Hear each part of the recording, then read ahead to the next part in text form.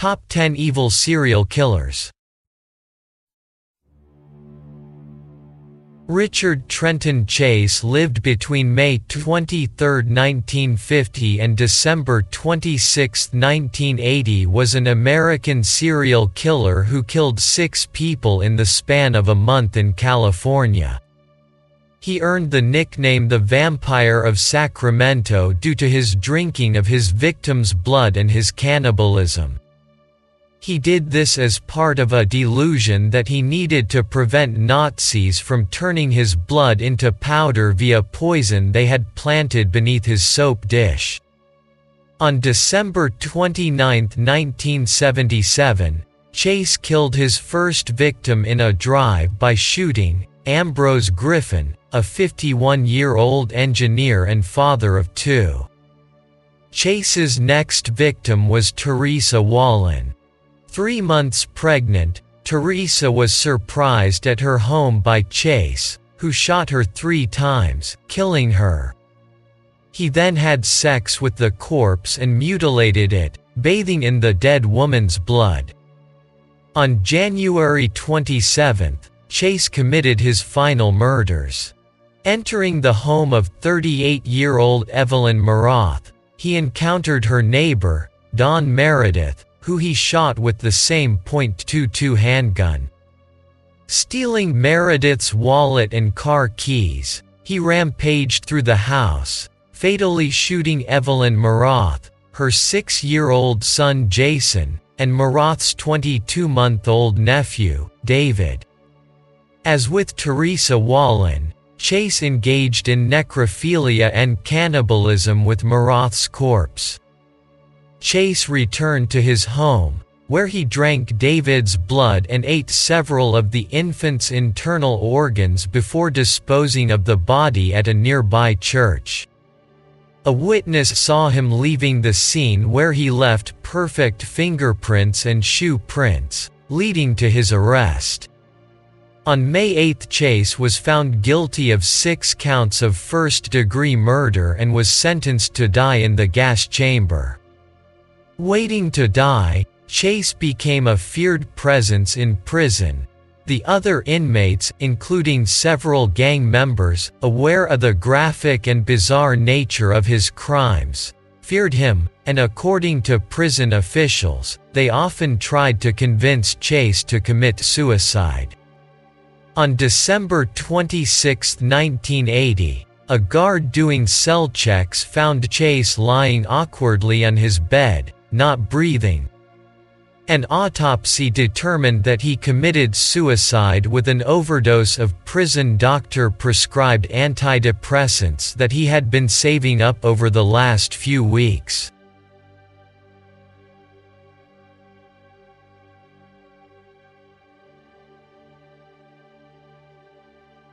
Theodore Robert, Ted Bundy lived between November 24, 1946 and January 24, 1989 as one of the most infamous serial killers in U.S. history. Ted Bundy raped and murdered scores of young women across the United States between 1974 and 1978. After more than a decade of vigorous denials, Bundy eventually confessed to 30 murders, although the actual total of victims remains unknown.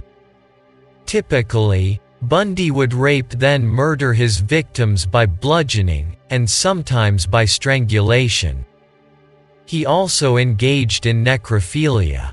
He would approach a potential victim in a public place, even in daylight or in a crowd, as when he abducted Ott and Naslund at Lake Sammamish or when he kidnapped Leach from her school. Bundy had various ways of gaining a victim's trust. Sometimes, he would feign injury, wearing his arm in a sling or wearing a fake cast, as in the murders of Hawkins, Rincourt, Ott, Naslund, and Cunningham. At other times Bundy would impersonate an authority figure. He pretended to be a policeman when approaching Carol Duranche. The day before he killed Kimberly Leach, Bundy approached another young Florida girl pretending to be Richard Burton, fire department, but left hurriedly after her older brother arrived. After luring a victim to his car, Bundy would hit her in the head with a crowbar he had placed underneath his Volkswagen or hidden inside it. Every recovered skull, except for that of Kimberly Leach, showed signs of blunt force trauma. Bundy often would drink alcohol prior to finding a victim. On death row, Bundy admitted to decapitating at least a dozen of his victims with a hacksaw. He kept the severed heads later found on Taylor Mountain in his room or apartment for some time before finally disposing of them.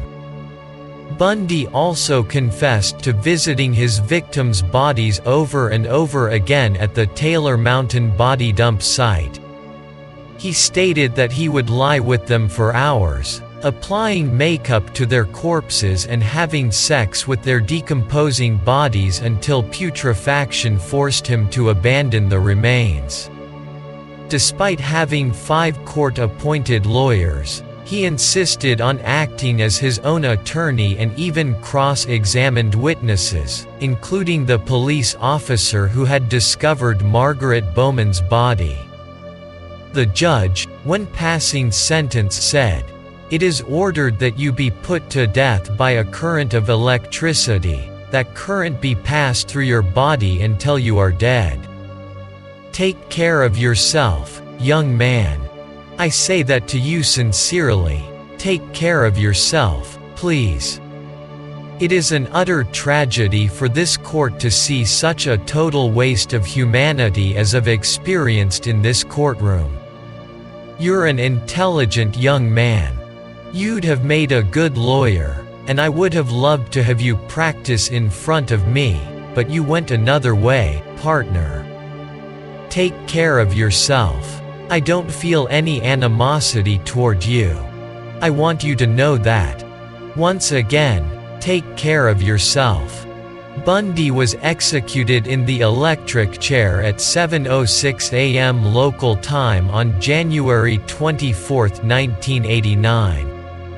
His last words were, "I'd like you to give my love to my family and friends."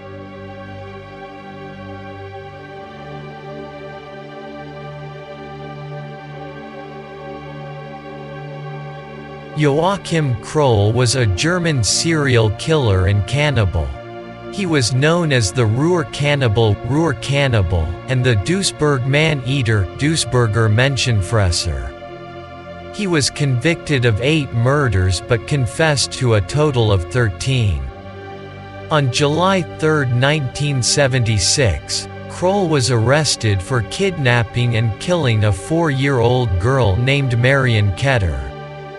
As police went from home to home, a neighbor approached a policeman and told him that the waste pipe in his apartment building had blocked up, and when he had asked his neighbor, Kroll, whether he knew what had been blocking the pipe, Kroll had simply replied, "Guts."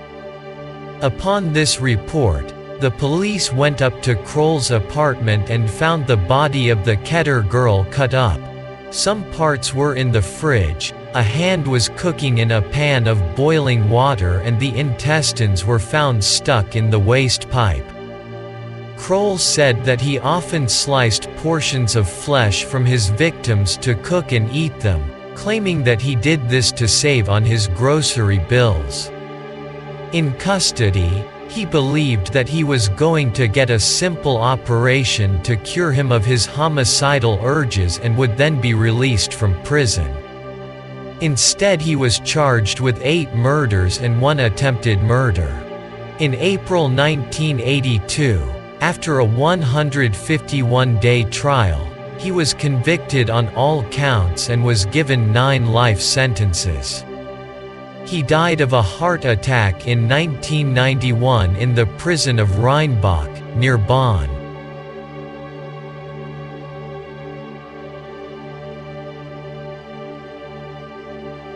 John George Hay lived between July 24, 1909 to August 10, 1949. The acid bath murderer was a serial killer in England during the 1940s. He was convicted of the murders of 6 people, although he claimed to have killed a total of 9, dissolving their bodies in sulfuric acid before forging papers in order to sell their possessions and collect substantial sums of money.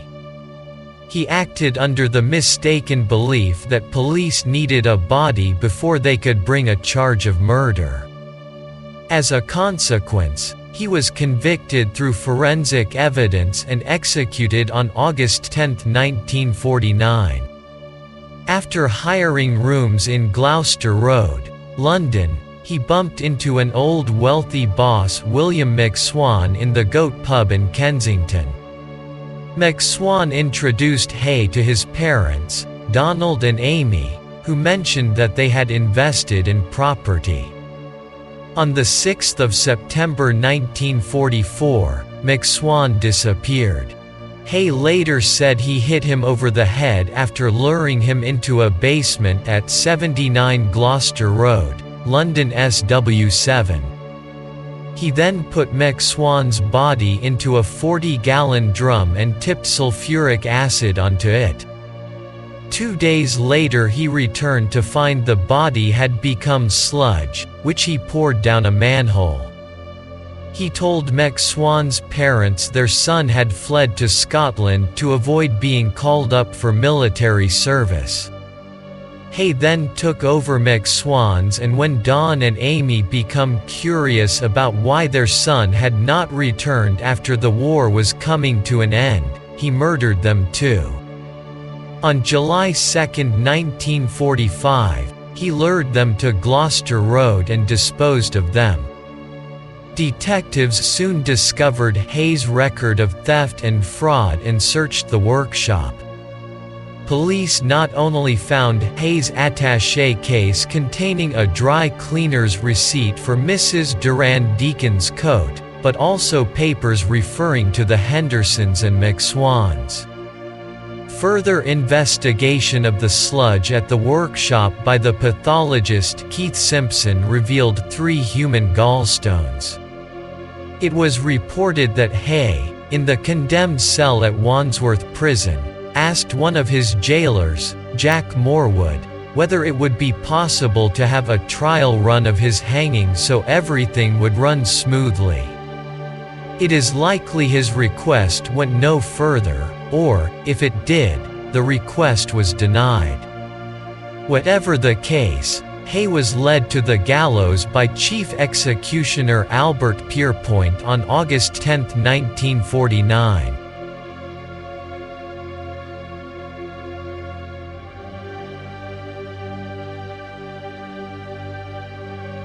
Serial killer Jeffrey Dahmer murdered at least 17 men and boys between 1978 and 1991, with the majority of the murders occurring between 1989 and 1991. His murders were particularly gruesome, involving acts of forced sodomy, necrophilia, dismemberment, and cannibalism.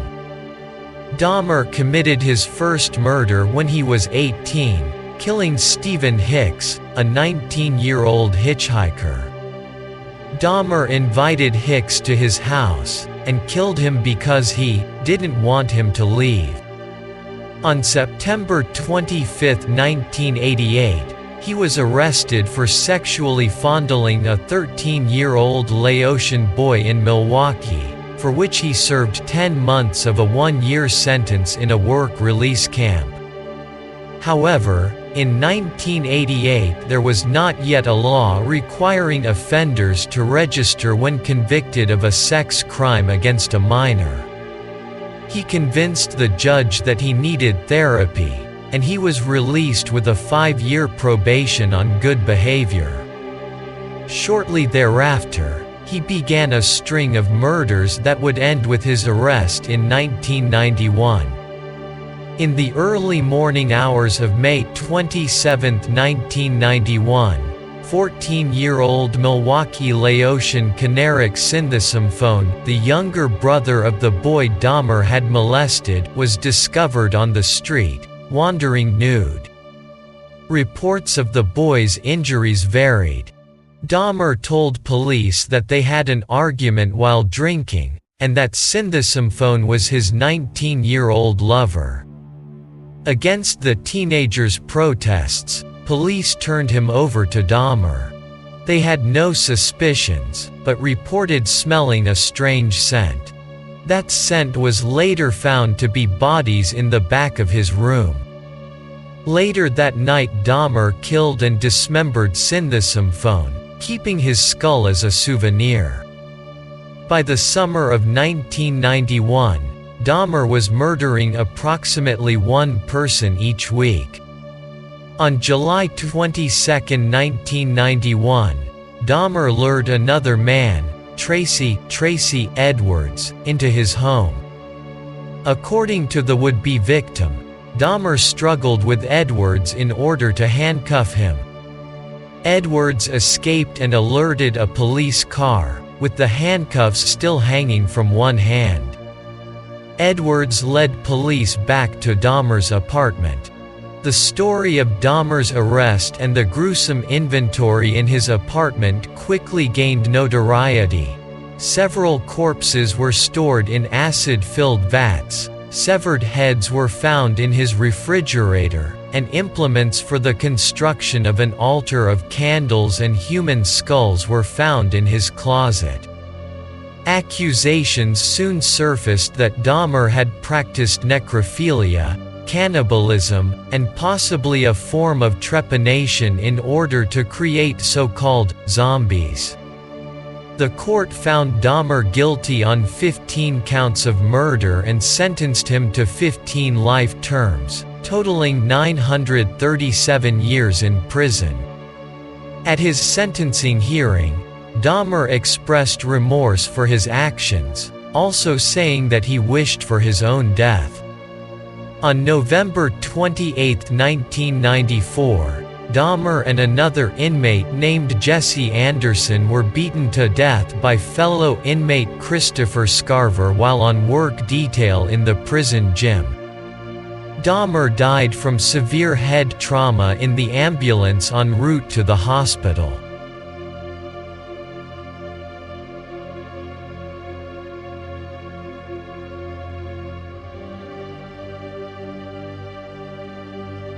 Javed Iqbal Mughal lived between 1956 and 2001, was a serial killer from Lahore, Punjab, Pakistan.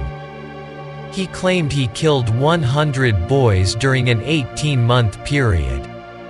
He had been arrested in June 1998 for sexually abusing 2 boys for money. He went off on bail and began murdering boys shortly afterwards. Iqbal found boys on the street, charmed them into his confidence, and then drugged, raped, and strangled them. He then cut the body into pieces and put them in a vat filled with hydrochloric acid. Once all of the remains were liquefied, he dumped them. He first used the sewer, until neighbors complained of an acrid stench. He then decided to use the Ravi River. The partially liquefied remains of 2 boys, one of whom was named Ijaz, were the only ones found of Iqbal's victims. He kept the rest in an acid drum outside his house. He also kept clothing and shoes as trophies of his crimes. When he got to his 50th victim, he started taking pictures of them. No one had noticed the disappearance of the boys that Iqbal killed. Iqbal claimed that he could have killed 500 if he had wanted to. He reportedly said, "I am Javed Iqbal, killer of 100 children. I hate this world, I am not ashamed of my action, and I am ready to die. I have no regrets. I killed 100 children." From a letter written by Iqbal, I had sexually assaulted 100 children before killing them, read the first placard. All the details of the murders are contained in the diary and the 32-page notebook that have been placed in the room and had also been sent to the authorities. This is my confessional statement. Iqbal was sentenced to death by hanging, although the judge said he would have liked Iqbal to be strangled 100 times, cut into 100 pieces, and put him in acid. Before this sentence could be carried out, he was found strangled with his bed sheets in his prison cell on October 7, 2001. One of his accomplices, Sajid, was also strangled. Pakistani authorities say that the men committed suicide. Another accomplice had previously fallen to his death from a CIA window.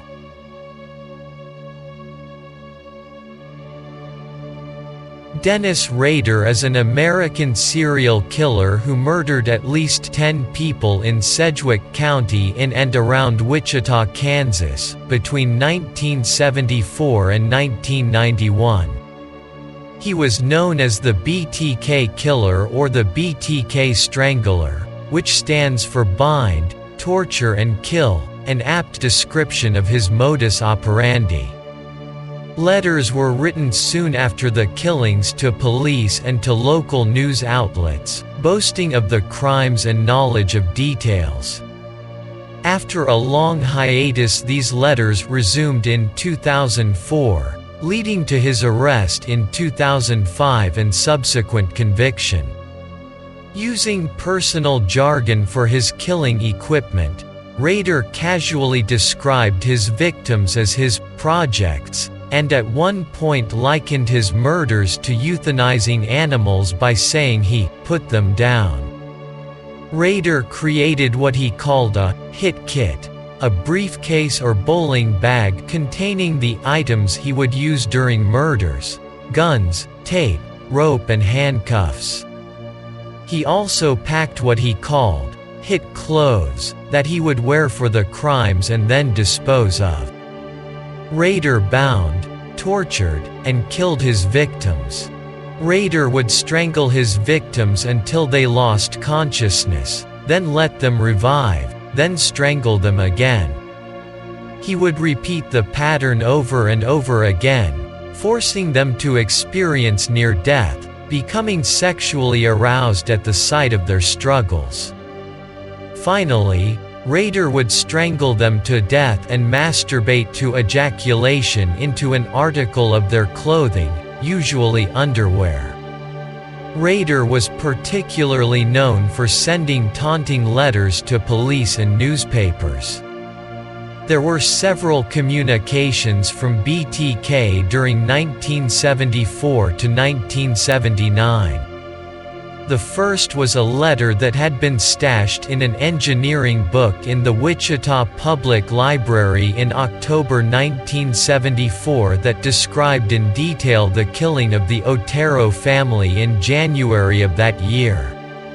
In early 1978 he sent another letter to television station Cake in Wichita claiming responsibility for the murders of the Oteros, Shirley Vian, Nancy Fox and another unidentified victim assumed to be Catherine Bright. He suggested a number of possible names for himself, including the one that stuck. BTK. A sample of one of his letters: the victims are tie up, most have been women, phone cut, bring some bondage, mater, sadist tendencies, no struggle, outside the death spot, no witness except the Vanes kids. They were very lucky, a phone call saved them. I was going to tape the boys and put plastics bag over their head like I did Joseph and Shirley. And then hang the girl. God, oh God, what a beautiful sexual relief that would been. Josephine, when I hung her, really turned me on. Her pleading for mercy, then the rope took hold. She helpless, staring at me with wide terror-filled eyes, the rope getting tighter. Rader pleaded guilty and was sentenced to life in prison, a sentence he is currently still serving.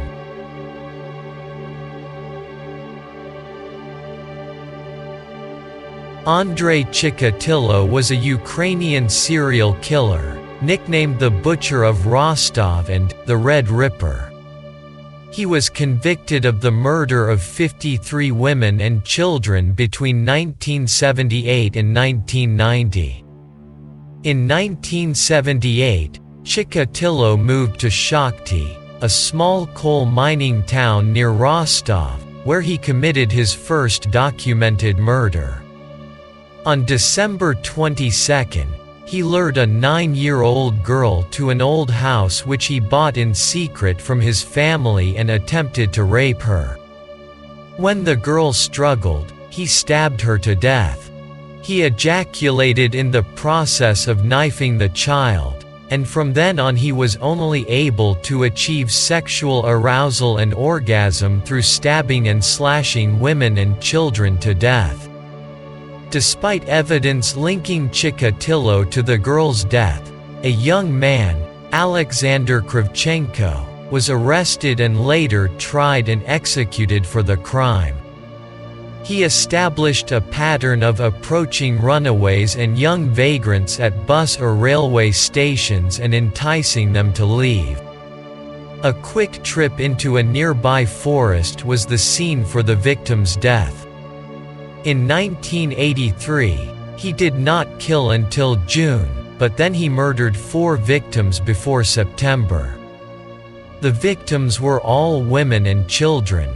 The adult females were often prostitutes or homeless tramps who could be lured with promises of alcohol or money. Chikatilo would usually attempt intercourse with these victims, but would usually be unable to get an erection, which would send him into a murderous fury.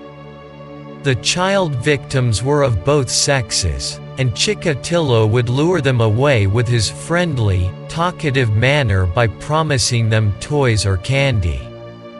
In the USSR at the time, reports of crimes like child rape and serial killing were often suppressed by the state-controlled media, as such crimes were regarded as being common only in hedonistic capitalist nations. In 1988, Chikatilo resumed killing, generally keeping his activities far from the Rostov area. He murdered a woman in Krasny Sulin in April and went on to kill another 8 people that year, including 2 victims in Shakhty. Again, there was a long lapse before Chikatilo resumed killing, murdering 7 boys and 2 women between January and November of 1990. He was finally caught when trying to approach young children whilst under police surveillance. He went to trial on April 14, 1992. Despite his odd and disruptive behavior in court, he was judged fit to stand trial.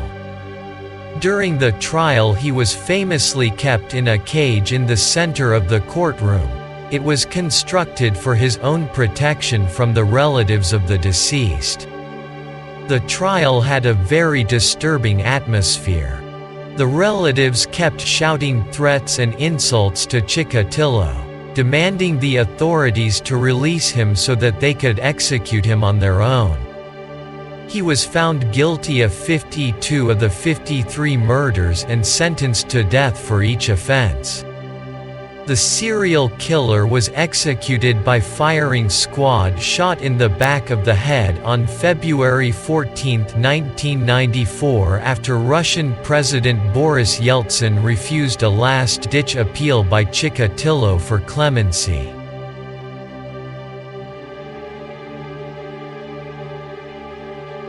Albert Fish, a contender for worst serial killer ever, also known as the Gray Man, the Werewolf of Wisteria and possibly the Brooklyn Vampire, boasted that he molested over 100 children, and was a suspect in at least 5 killings.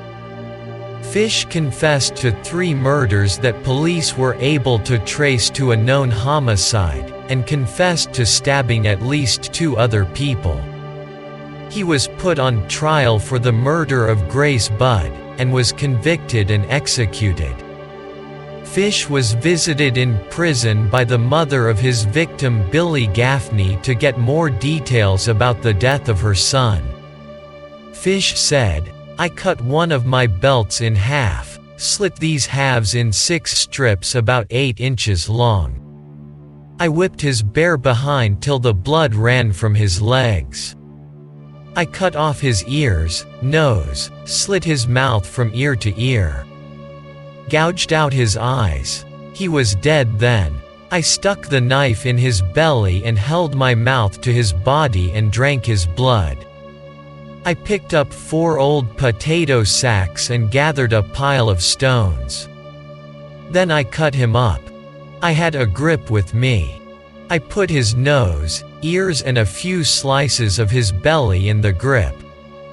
Then I cut him through the middle of his body, just below the belly button, then through his legs about 2 inches below his behind.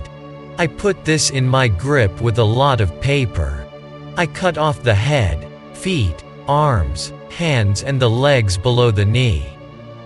In addition to this horrifying description, Fish confessed to eating parts of Billy. "I made a stew out of his ears, nose, pieces of his face and belly. I put onions, carrots, turnips, celery, salt and pepper. It was good.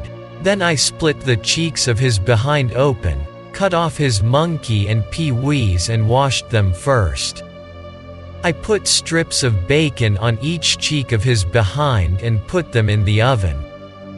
Then I picked 4 onions and when the meat had roasted about 1/4 hour, I poured about a pint of water over it for gravy and put in the onions. At frequent intervals I basted his behind with a wooden spoon, so the meat would be nice and juicy.